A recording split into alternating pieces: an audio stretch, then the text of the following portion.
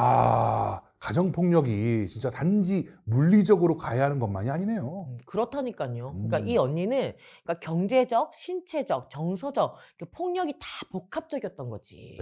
아니 남편이 왜 그랬던 걸까요? 너무 스트레스를 많이 받아서 가정에서 풀었던 걸까요? 뭐 그것도 이유가 있겠죠. 음. 근데 그렇다고 폭력을 정당화할 수는 없는 아유, 거거든요.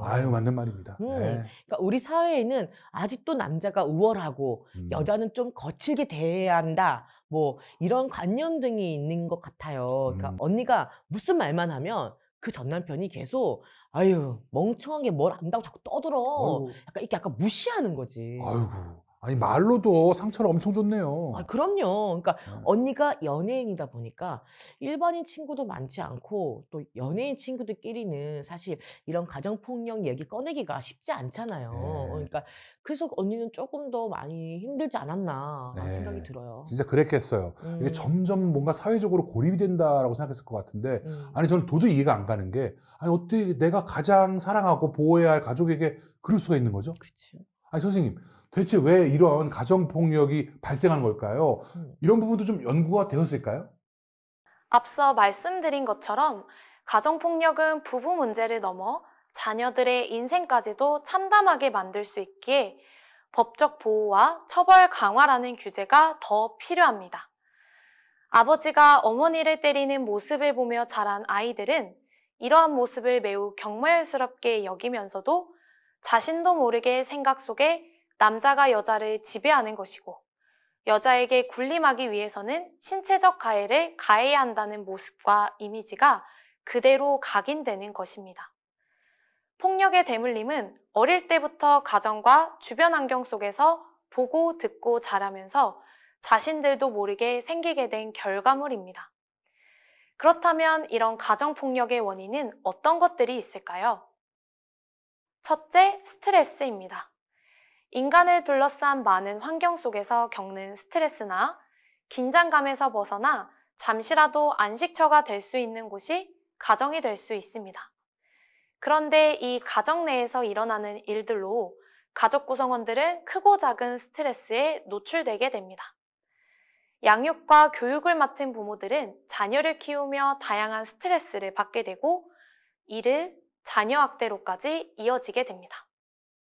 또한 다양한 환경 속에 노출된 실직, 사고, 질병, 경제적인 문제 등에서 오는 스트레스를 가정환경 내에서 이겨내지 못하고 일부는 여러 요소들과 뒤섞이며 폭력으로 가정에서 해결하려고 합니다. 자녀학대뿐만 아니라 병약하고 연로한 부모를 다른 여러 책임들 때문에 학대하기도 합니다. 이런 이유로 가족 구성원들의 스트레스를 관리해야 하는 이유가 있습니다.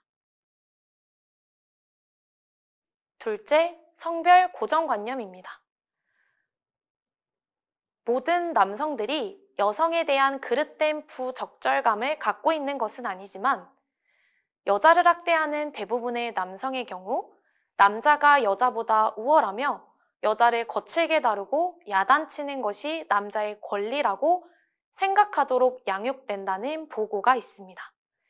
이러한 이유로 아내를 때리는 남편들은 그 이유를 아내가 때릴 수밖에 없는 상황과 원인을 만들었다고 합니다. 이것은 학대하는 남편의 시각에서 보고 있는 잘못된 논리입니다. 배우자의 어떤 잘못도 구타할 이유가 되지 못합니다. 부부로서 가족으로서 각자의 역할은 무엇이며 누가 그것을 그렇게 하라고 정한 것일까요? 그리고 그 역할을 하지 않으면 폭력을 써도 되는 것일까요? 셋째, 사회적 고립입니다. 사회적으로 적응하지 못하는 사람들 사이에서 가정폭력이 많이 일어난다는 사실이 밝혀진 바 있습니다. 타인과 교류하지 않다 보면 의미 있는 대화가 어려워지고 자신의 관점에서만 대화를 이끌어 가려다 보니 상황을 객관적으로 바라보거나 도움을 필요로 할 때 도움을 구하기 어려워집니다. 자신의 잘못된 생각과 행동을 바로잡아줄 친밀한 대상자가 없기 때문입니다. 우리가 가정폭력에 대해 가지고 있는 잘못된 편견들을 짚고 넘어가야 할 것 같습니다. 1. 가정폭력은 경제력과 학력 수준이 낮은 사람들에게서 주로 발생한다고 오해하는 경우가 많습니다. 그러나 가정폭력은 경제력 또는 학력과는 상관이 없습니다. 예를 들어 고위 공무원인 남편은 직장에서 일이 잘 안 풀리거나 술을 마신 날에는 욕설과 폭행을 일삼았습니다. 아내는 너무 힘들었지만 남편을 신고하고 처벌받게 하면 공무원으로서 낙인이 찍히고 가정의 경제 상황이 악화될까 두려워 소극적인 태도를 취할 수밖에 없었습니다. 이처럼 학력이 낮기 때문에 가정폭력이 일어난다는 생각은 잘못된 생각입니다. 2. 사회 시선을 의식해서 조금만 참으면 언젠가 나아지겠지.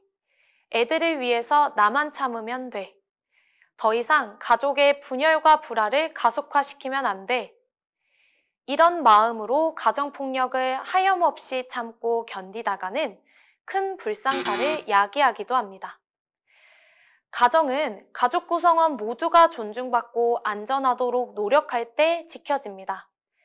가정 문제는 사적 공간에서 벌어지는 일이라 외부의 도움을 요청해서는 안 된다는 생각으로 우리가 상상할 수도 없는 무시무시한 폭력에 노출된 채 살아가야 하는 가정들이 있습니다.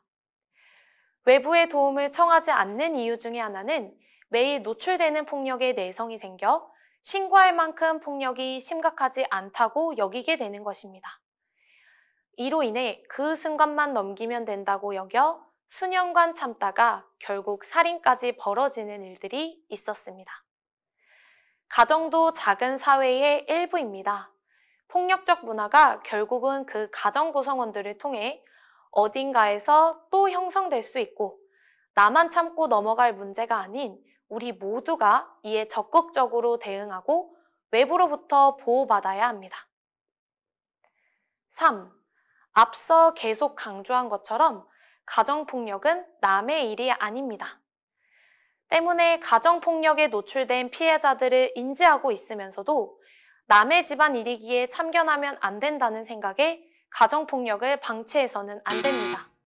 폭력은 전염되기 때문입니다. 가정폭력을 당한 아동은 학교폭력이나 범죄에 노출되기 쉽습니다. 그래서 개인의 문제가 아니라 사회 문제이기 때문에 가정폭력을 발견하면 여러분들은 신고해야 합니다. 또 가정폭력을 하지 않도록 관여할 필요가 있다는 것입니다. 이러한 편견에서 벗어나지 않으면 지속적인 폭력의 굴레에서 벗어나기 어렵습니다. 가정폭력은 나 혼자만의 문제가 아닙니다. 이러한 가정폭력을 지켜보고 있는 우리 자녀들도 여러분이 겪은 그 가정폭력의 대물림 속에서 똑같은 고난의 굴레에 있을 수밖에 없습니다. 이처럼 우리가 가지고 있는 가정폭력에 대한 편견들에서 벗어나 적극적으로 문제에 대응하고 변화시키려는 노력이 우리 모두에게 필요합니다.